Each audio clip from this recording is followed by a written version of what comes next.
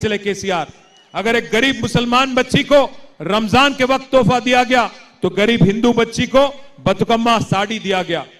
నేను అడుగుతున్నా మా ఆడబిడ్డల్ని, కేసీఆర్ గారు ఉన్నప్పుడు కేసీఆర్ కిట్ వచ్చింది, ఇప్పుడు వస్తుందా? కేసీఆర్ కిట్ వస్తుందా? కేసీఆర్ గారు ఉన్నప్పుడు బతుకమ్మ చీర వస్తుండే, ఇప్పుడు వస్తుందా? వస్తుందా?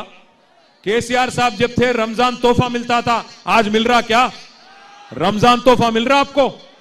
కేసీఆర్ గారు ఉన్నప్పుడు క్రిస్మస్ గిఫ్ట్ వస్తుండే, ఇప్పుడు వస్తుందా? మరి ఈయన మోసం చేయండి, ఎవరిని? అందరినీ మోసం చేసిండు.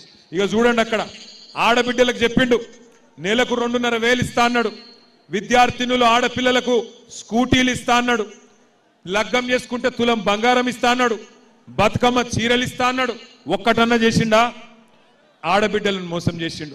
ముసలోళ్ళకు మోసం చేసిండు, 4,000 పెన్షన్ అని. ఆటో అన్నలకు మోసం చేసిండు, ఏమని? నెలకు 1,000 రూపాయలు ఇస్తా అని చెప్పిండు. 24 నెలల 24,000 బాకీ ఉన్నాడు. అక్కలు చెల్లెళ్ళు అన్నలు తమ్ముళ్ళు, ఇవాళ 8 తారీఖు, నేను ఇక్కడికి వచ్చే ముందు ఎర్రగడ్డ ముందు నాకు మా నాయకులు షేక్పేట వాళ్ళు ఫోన్ చేసిర్రు, అన్నా మా దగ్గర కాంగ్రెస్ వాళ్ళు ఓటుకు 5,000 వంచుతుండ్రు అన్నా అని ఫోన్ చేసిర్రు షేక్పేటలో. అట్లనా అన్న నేను. తర్వాత బోరబండోళ్ళు ఫోన్ చేసిర్రు, అన్నా మా దగ్గర 6,000 ఇస్తుండ్రే అన్నారు. తర్వాత పక్కకు యూసుఫ్ కూడా క్యాండిడేట్ లోకల్ డివిజన్, అక్కడ 8,000 ఇస్తుండట. నేను ఒక్కటే మాట చెప్తున్నా మీ అందరికీ, మా ఎర్రగడ్డ డివిజన్లో ఉండే ఆడబిడ్డలకు అన్నదమ్ములకు, కాంగ్రెస్ వాడు పైసలు ఇస్తే బరాబర్ తీసుకోండి, మంచిగా తీసుకోండి, సిగ్గుపడకుర్రి, అడుగుర్రి ఇంకా మంచిగా కాంగ్రెస్ వాళ్ళను. ఏమాయ బిడ్డ 5,000 ఇస్తున్నావు, మిగిలిన 55,000 ఎప్పుడు ఇస్తావని అడుగుర్రి. అగో ఏం బాకీ అక్క అంటాడు, ఏం బాకీ అంటే అడుగుర్రి. అవు కొడుక, మీరు రేవంత్ రెడ్డి చెప్పిండు కదా డిసెంబర్ 2023 నుంచి 2,500 ఇస్తా అన్నాడు కదా, మరి 24 నెలలు అంటే 60,000 బాకీ ఉన్నావు కదా బిడ్డ, 5,000 ఇచ్చినావు, ఇంకా 55,000 ఇస్తే నీకు ఓటేస్తా, లేకపోతే మా కేసీఆర్ గారికే ఓటేస్తా అని చెప్పండి. అట్లాగే ఇంట్లో పెద్ద మనుషులు ఉంటారు, 1,000 రూపాయలు 2,000 రూపాయలు చేయలో పెడితే వాళ్ళకి చెప్పుర్రి, కొడుక ఇంకా 48,000 బాకీ ఉన్నావు, అది కూడా ఇయ్యి, కాంగ్రెస్ ఓటేస్తా అని చెప్పుర్రి. లేకపోతే ఓట్లతోని నోట్లతోని కొనుక్కొని సునీతమ్మను ఓడగొట్టాలని కోషిష్ చేస్తా ఉన్నారు. మాగంటి గోపీనాథ్ గారు మీకోసం సేవ చేసిన నాయకుడు, ముఖ్యంగా ఆడబిడ్డల కోసం ఎప్పుడు అండగా నిలబడ్డ నాయకుడు.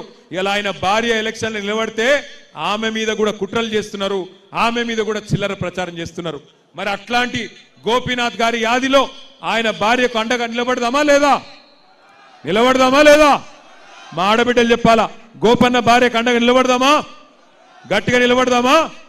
లేక మళ్ళొక్కసారి కాంగ్రెస్ చేతిలో మోసపోతారా? మీ ఇష్టం.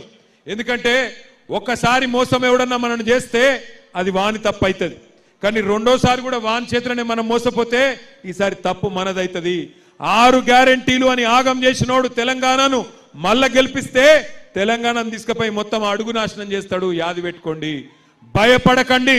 కొంతమంది ఆకు రౌడీలు గూండాగాళ్ళు ఓటేయకపోతే ఏమో చేస్తామంటున్నారట, వాళ్ళకు నేను ఒక్కటే చెప్తున్నా, 14 తారీఖు తర్వాత మొత్తం తెలంగాణ రాష్ట్రంలో కొత్త తుఫాన్ వస్తుంది. టిఆర్ఎస్ ప్రభుత్వం తొందరలో 500 రోజుల్లో రాబోతున్నది. కొంతమంది పోలీసు వాళ్ళు కూడా నకరాలు ఎక్కువ చేస్తున్నారు.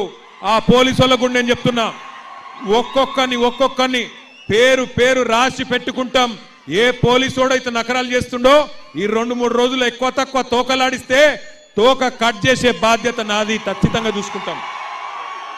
ప్రభుత్వం వస్తుంది మళ్ళా కేసీఆర్ది 2 ఏళ్లల్లా, యాది పెట్టుకోండి. ఎవడెవడైతే ఎగిరి పడుతుండో పోలీసోడు ఆకు రౌడీలు, యాది పెట్టుకోండి. రేవంత్ రెడ్డి కాదు, వాని తాత వాని అయ్య దిగొచ్చినా మిమ్మల్ని ఎవడు రక్షించలేడు, యాది పెట్టుకోండి.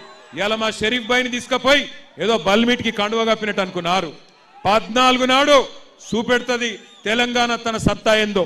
జూబ్లీహిల్స్ ఆడబిడ్డలు చెప్తారు సత్తా ఏందో. ఇలా మీ దగ్గర అధికారం ఉందని ఎగిరెగిరి పడుతున్నారు, ఎగిరెగిరి మిడిసి పడతా ఉన్నారు. తప్పకుండా 14 తారీఖు నాడు మీరు గుద్దుకు ఓటుకు తప్పకుండా వాళ్ళకు దిమ్మ తిరుగుతుంది. నాకు సంపూర్ణమైన నమ్మకం ఉంది. ఈ మోసం చేసిన కాంగ్రెస్ పార్టీకి బుద్ధి చెప్తేనే మీకు రేపటి రోజున 2,500 వస్తుంది. 6 గ్యారెంటీలు అమలు కావాలంటే కాంగ్రెస్ ను ఓడించాలి. ఎందుకంటే మీరు చూస్తున్నారు, కొద్దిగా సర్వేలలో వచ్చింది ఓడిపోతున్నారని, రాగానే అజర్బైని మంత్రి చేసిండు. సర్వేలలో ఓడిపోతుండ అనగానే ఉరుక్కుంటూ సినిమా కార్మికుల దగ్గర ఉరికిండు. ఇక సర్వేల కిద్దిగా డౌన్ అయిందనగానే ఇలా ముఖ్యమంత్రి గల్లి గల్లి తిరుగుతున్నాడు, మొత్తం మంత్రులు గల్లి గల్లి తిరుగుతున్నారు. నేను అందుకే అంటున్నా, ఓడిపోతాం